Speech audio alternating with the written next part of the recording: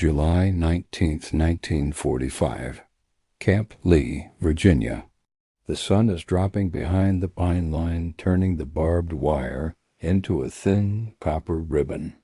In the compound, boys in worn field gray shirts stand too straight for prisoners. 15, 16, maybe 18.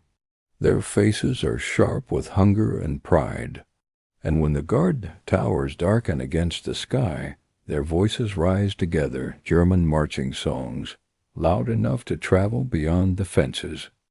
If you're here for stories that sound unreal but happened anyway, take 1 second to like the video, subscribe, and share where you're listening from: city, country, even the time zone. It helps the channel more than you'd think, and it tells the algorithm these forgotten corners of history still matter. And now stay close, because what happened next wasn't a punishment. It was music, and in that first blast from the loudspeakers, the boys realized something that no interrogation, no lecture, and no defeat on the battlefield had been able to prove. The Reich had not only lost the war, it had lost control of their bodies. The boys at Camp Lee were prisoners of a war that was already ending, but inside their heads the war could keep going forever. In 1945, the United States held hundreds of thousands of German prisoners across the country, about 425,000 in roughly 700 camps spread across 46 states. Source: most were adult soldiers. Many were farm boys, mechanics, clerks, men who had fought and surrendered and now waited quietly for a ship home. But there was another kind of prisoner the Americans were learning to fear: the young ones. The boys shaped by drills and slogans before they were shaped by life. The Hitler Youth had not been a club. It had been a machine. The point was not to entertain boys. The point was to replace their families, replace their churches, replace their private thoughts, until loyalty was the only reflex left. Even late in the war, Germany pulled children into uniforms because the reservoir of men was drying up.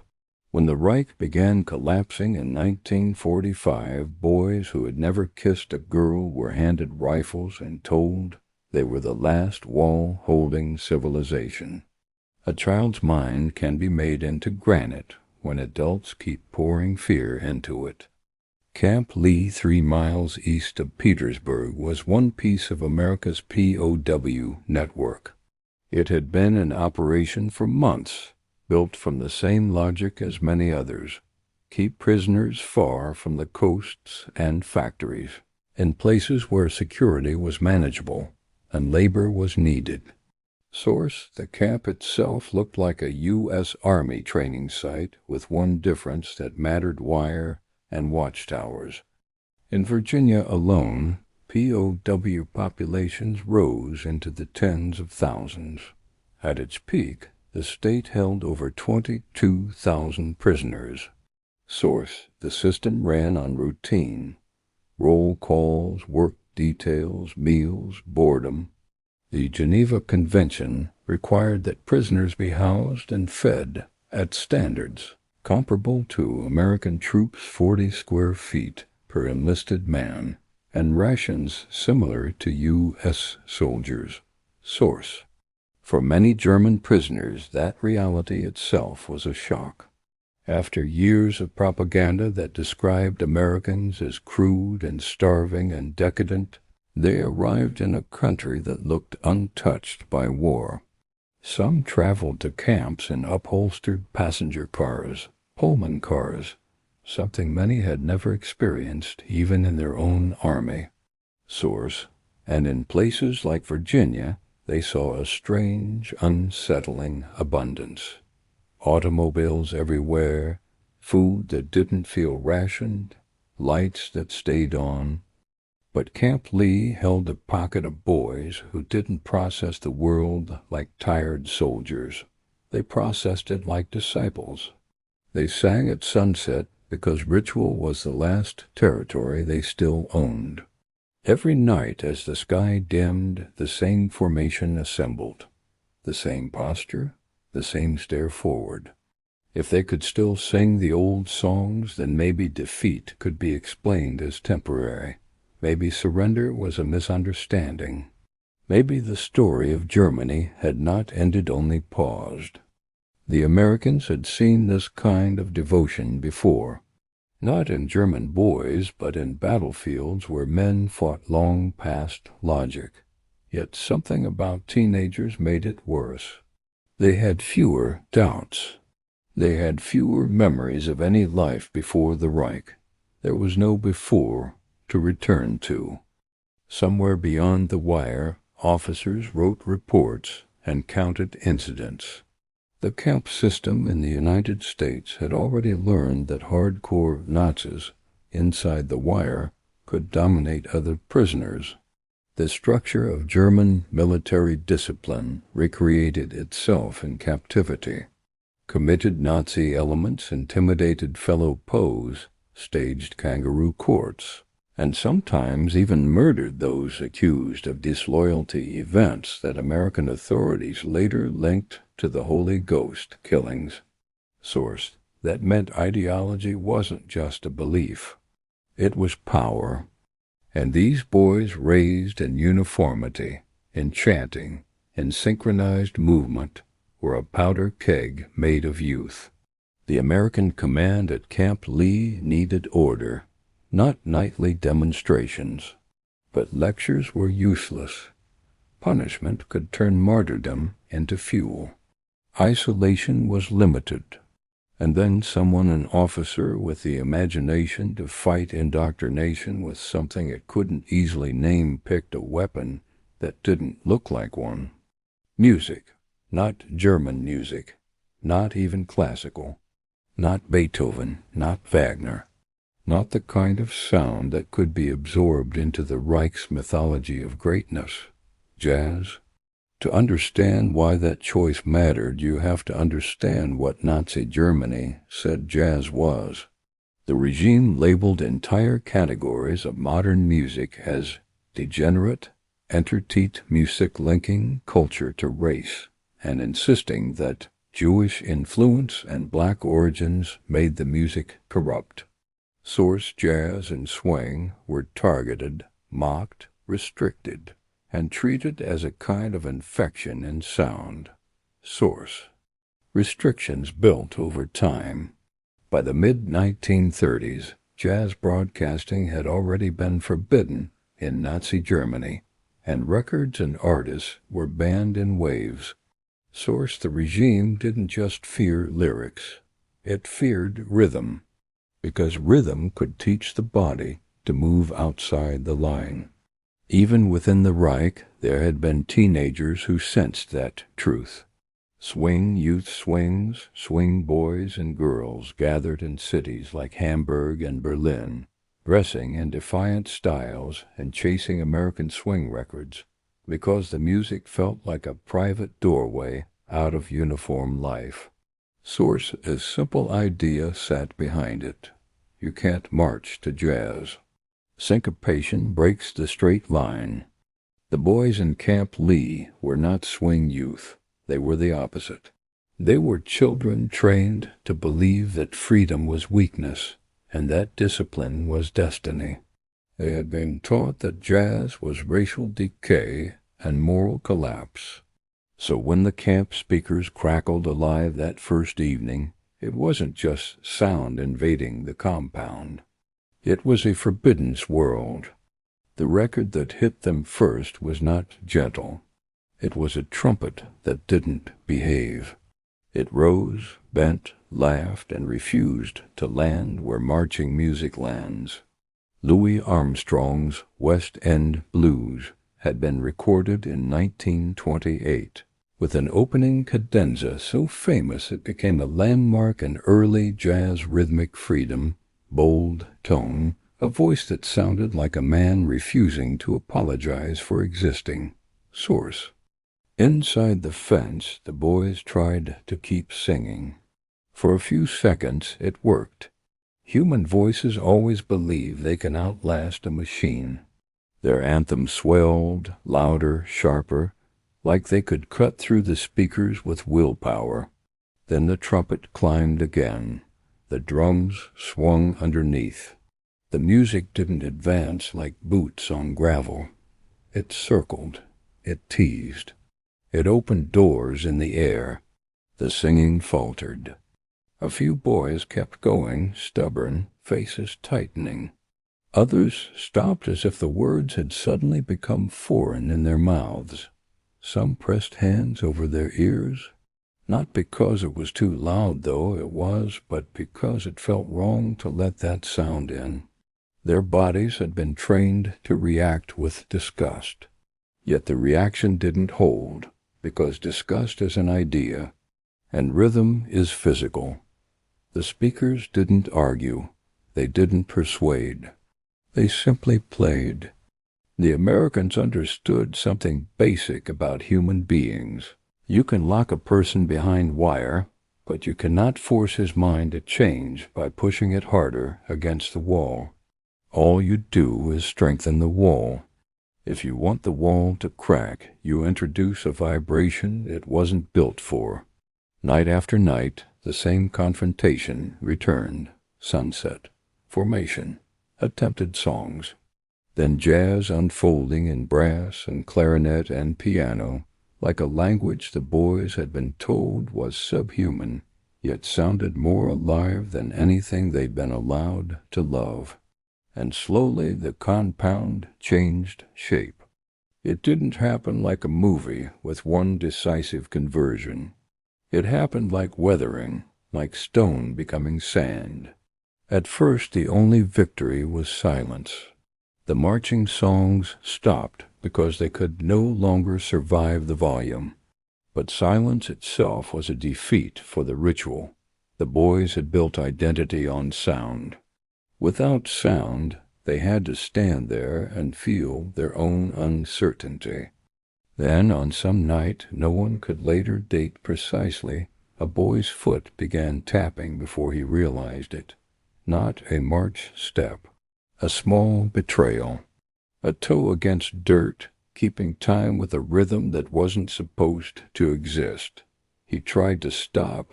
He couldn't. Because the music didn't demand loyalty.